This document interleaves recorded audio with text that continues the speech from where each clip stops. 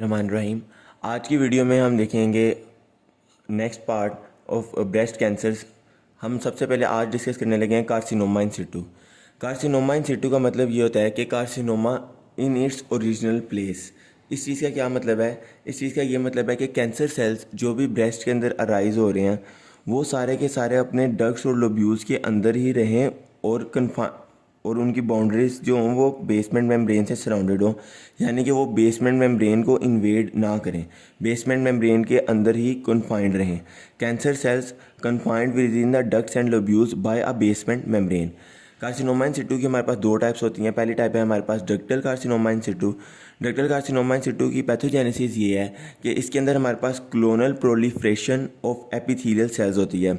जो हमारे पास epithelial cells होते हैं वो बहुत ज़्यादा प्रोलिफ्रेट करना शुरू कर देते हैं, तो उनकी प्रोलिफ्रेशन होने लग जाती है। लेकिन ये सारे के सारे जो सेल्स प्रोलिफ्रेट होते हैं ये बेसमेंट मेम्ब्रेन को इन्वेड नहीं करते बल्कि उसके अंदर कन्फाइंड रहते हैं, जैसा कि हमने कार्सिनोमा इन सिटू की डेफिनेशन के अंदर ही देख लिया था।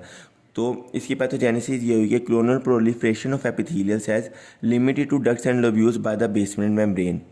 और इसके अंदर मायो एपिथेलियल सेल्स जो होते हैं वो प्रिजर्व रहते हैं, उनके ऊपर कोई असर नहीं पड़ता इस एपिथेलियल प्रोलिफ्रेशन का।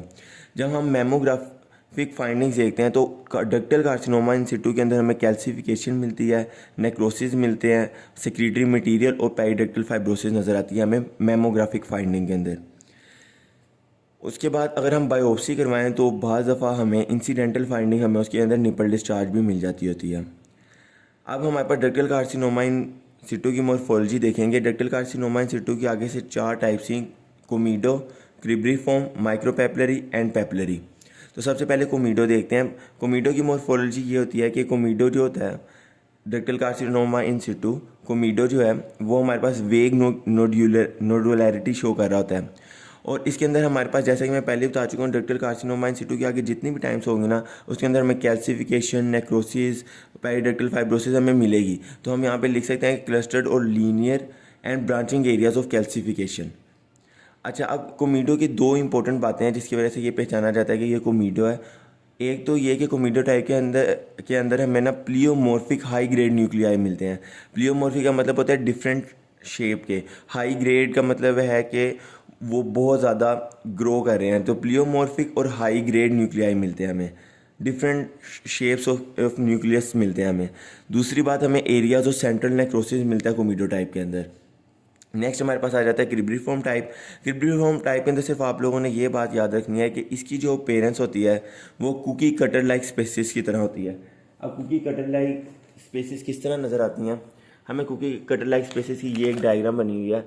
आप लोगों ने कुकीज़ देखी होंगी, उनको कट करने के लिए जो ऑलमोस्ट हमारे पास इंस्ट्रूमेंट्स यूज़ होते हैं उनकी भी शेप ऑलमोस्ट इस तरह की होती है। ये कुकी कटर लाइक स्पेसिस की तरह हमें नज़र आता है क्रिब्रीफॉर्म टाइप के अंदर।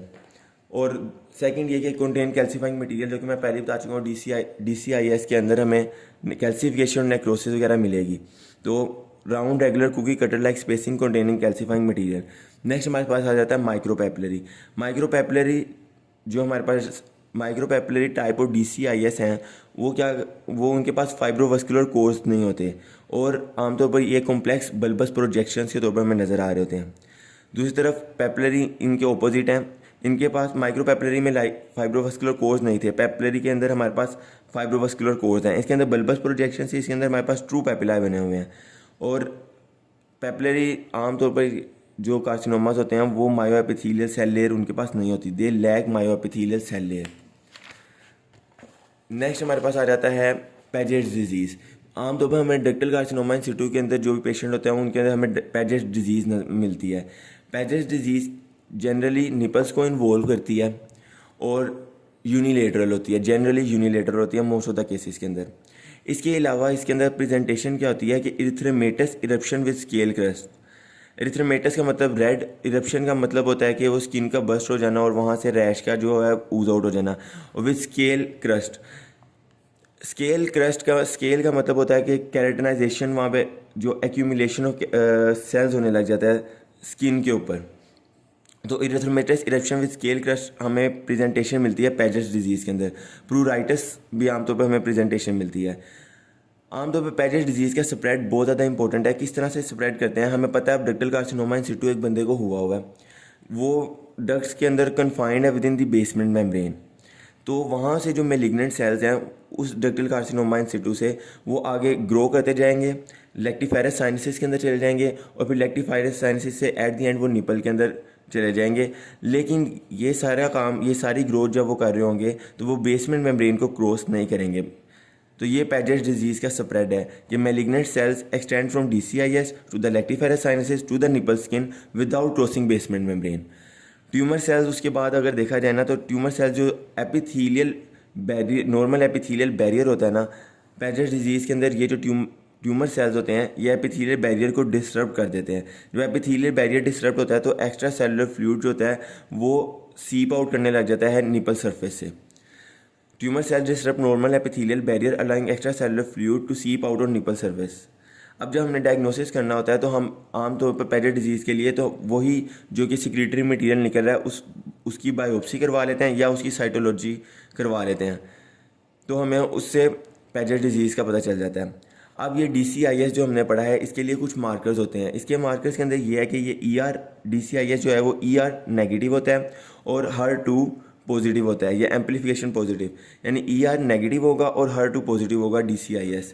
अब अगर इसके क्लिनिकल फीचर्स की बात करें तो क्लिनिकल फीचर्स के अंदर जो हमारे पास डक्टल कार्सिनोमा इन सिटू है, एक तो इंपॉर्टेंट बात यह है कि ये डक्टल कार्सिनोमा इन सिटू कभी भी इन्वेसिव कार्सिनोमा के अंदर कन्वर्ट हो सकता है और इसकी रीअकरेंस बहुत ज़्यादा पॉसिबल है कि एक बंदा है उसको DCIS था वो ट्रीट हो गया, एक औरत थी उसको DCIS था वो ट्रीट हो गई, लेकिन उसके अंदर दोबारा से DCIS जो है वो हो जाएगा।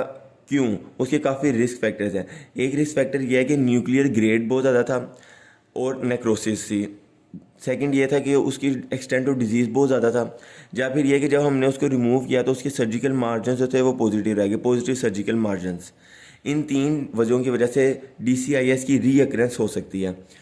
नेक्स्ट हमारे पास इन सिटू की दूसरी टाइप है lobular carcinoma in situ. Lobular carcinoma in situ की पैथोजेनेसिस सच यही है कि clonal proliferation of cells within ducts and lobules in discohesive fashion. Same DCIS की तरह ही है क्लोनल प्रोलिफरेशन, लेकिन इसके अंदर जो सेल्स ग्रो कर रहे हैं ट्यूमर सेल्स वो एक दूसरे के साथ अटैच नहीं है, वो डिसकोहेसिव फैशन के अंदर ग्रो कर रहे हैं। सेकेंड थिंग ये है कि हमें DCIS के अंदर कैल्सिफिकेशन और नेक्रोटिक मटेरियल मिला था। लोब्यूलर कार्सिनोमा इन सिटू के अंदर कोई कैल्सिफिकेशन भी नहीं है, स्ट्रोमल रिएक्शन भी नहीं मिलेगा हमें। अच्छा, अब ये डिसकोहेसिव फैशन के अंदर सेल क्यों ग्रो कर रहे थे? इसकी वजह ये है कि हमारे पास ई कैडहेरिन होती है जो कि हमारे सेल्स को आपस में एक दूसरे के साथ जोड़ कर रखती है। जब इस ई कैडहेरिन का डिसफंक्शन हो जाता है, क्यों? Mutation of E cadherin gene CDH1, हमारे पास ई कैडहेरिन जीन की जब म्यूटेशन होती है CDH1 की तो उसकी वजह से ई कैडहेरिन का फंक्शन लॉस हो जाता है। जब ई कैडहेरिन का फंक्शन लॉस हो जाएगा तो उसकी वजह से सारे जो ट्यूमर सेल्स हैं वो डिसकोहेसिव पैटर्न के अंदर ग्रो करेंगे। और इसके अलावा लोब्यूलर कार्सिनोमा इन सिटू के अंदर हमें डिसरेगुलेशन ऑफ कैटेनिन भी मिलती है। अब हम देखेंगे इसकी मोर्फोलॉजी। मोर्फोलॉजी के अंदर हमें आमतौर पर ना यूनिफॉर्म पॉपुलेशन ऑफ सेल्स मिलते हैं, ओवल, और उनका जो न्यूक्लियस होता है वो ओवल राउंड होता है और न्यूक्लियोलाई जो होते हैं वो बहुत स्मॉल होते हैं। सेकेंड, इसके अंदर इंपॉर्टेंट थिंग ये है कि mucin positive signet ring cells हमें कॉमनली मिलते हैं, जहाँ से हमारा डायग्नोस होता है कि लोब्यूलर कार्सिनोमा इन सिटू के अंदर हमें mucin positive signet ring cells मिलते हैं। 2 बातें मोर्फोलॉजी के अंदर हो गई। एक बात होगी कि यूनिफॉर्म पॉपुलेशन ऑफ सेल्स है with oval round nucleus and small nuclei. Second है हमारे पास mucin positive signet ring cells are commonly present. Next thing हम आप दोनों पहले ही बता चुके हैं कि लॉस ऑफ ई कैडहेरिन होगा जिसकी वजह से हमारे पास जो सेल्स होंगे वो डिसकोहेसिव पैटर्न के अंदर ग्रो करेंगे। Loss of E cadherin round shaped cells without adjacent attachment, ये पहले वाली बात ही है जो कि हमने पैथोजेनेसिस के अंदर भी देखी थी। नेक्स्ट हमारे पास आ जाता है कि ना लोब्यूलर कार्सिनोमा इन सिटू के अंदर हमें ना पैजिटोइड स्प्रेड मिलता है। पैजिटोइड स्प्रेड मैं आप लोगों को पहले भी बता चुका हूँ क्या होता है कि क्लोनल प्रोलिफरेशन ऑफ सेल्स हो रही थी ना हमारे पास, तो वहाँ से लोब्यूलर कार्सिनोमा इन सिटू की जगह से सेल्स ग्रो करना शुरू करेंगे, साइनसिस के ऊपर चले जाएंगे, निपल के अंदर चले जाएंगे, ठीक है। और ये इस तरह का ही सारा ग्रो होगी, ट्यूमर सेल्स जो होंगे वो ग्रो करेंगे, लेकिन वो सारे के सारे जो होंगे बेसमेंट मेम्ब्रेन के अंदर कन्फाइंड होंगे, कोई भी बेसमेंट मेम्ब्रेन को क्रॉस नहीं करेगा। इसको बोलेंगे पैजिटोइड स्प्रेड, यानी कि tumour cells between basement membrane overlying luminal cells, तो पैजिटोइड स्प्रेड होगा। लेकिन ल्यूमिनल कार्सिनोमा इन सिटू के अंदर हमें कभी भी पैजिट डिजीज़ नहीं मिलती होती, सिर्फ पैजिटोइड स्प्रेड मिलेगा, पैजिटोइड डिजीज़ नहीं मिलेगी। उसके बाद अगर इसके मार्कर्स की बात करें तो लोब्यूलर कार्सिनोमा जो है लोब्यूलर कार्सिनोमा इन सिटू वो ER पॉजिटिव होता है, PR पॉजिटिव होता है और हर नेगेटिव होता है। और ये वाली बात हम पहले ही पढ़ चुके हैं कि इसके अंदर कोई कैल्सिफिकेशन और नेक्रोसिस हमें नहीं मिलती।